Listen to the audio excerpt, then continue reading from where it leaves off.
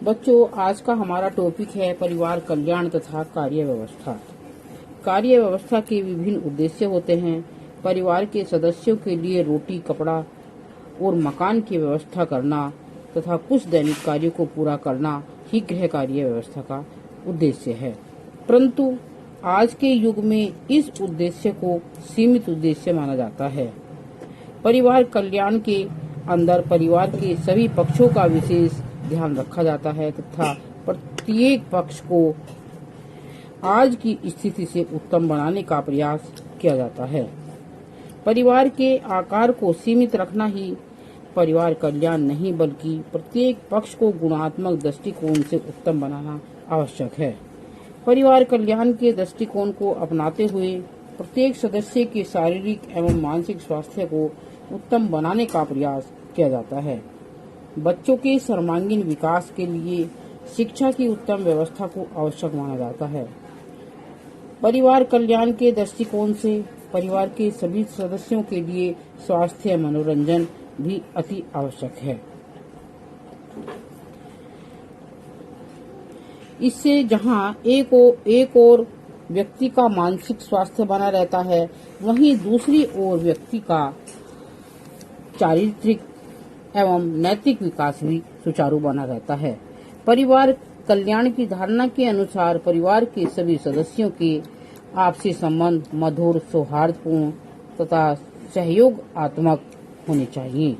पारिवारिक संबंधों में कटुता एवं तनाव की स्थिति में परिवार के लक्ष्यों को प्राप्त नहीं किया जा सकता है।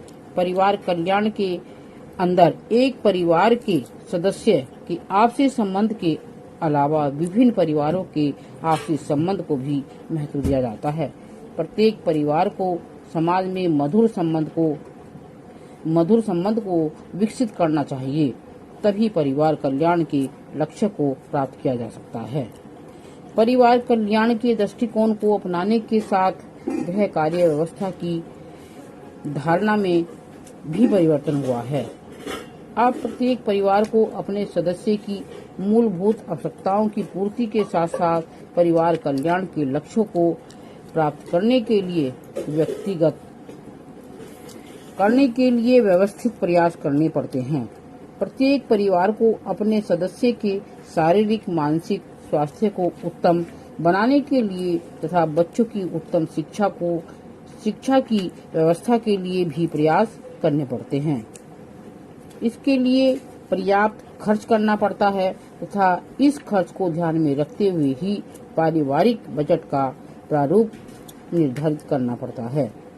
बच्चों के सर्वांगीण विकास के लिए व सदस्यों के उत्तम स्वास्थ्य मनोरंजन के लिए विशेष रूप से सचेत रहना पड़ता है तथा विभिन्न प्रयास करने पड़ते हैं। इस उद्देश्य की प्राप्ति के लिए माता पिता को जागरूक रहना पड़ता है, क्योंकि यदि बच्चे या किशोर किशोरियों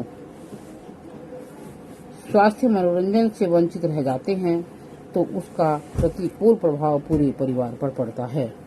उपयुक्त विवरण द्वारा स्पष्ट है कि परिवार कल्याण के दृष्टिकोण को अपनाने के बाद गृह कार्य व्यवस्था का दायरा विस्तृत हुआ है तथा परिवार के सभी सदस्यों को अपने कार्यों को अधिक नियोजित ढंग से करना आवश्यक हो गया है।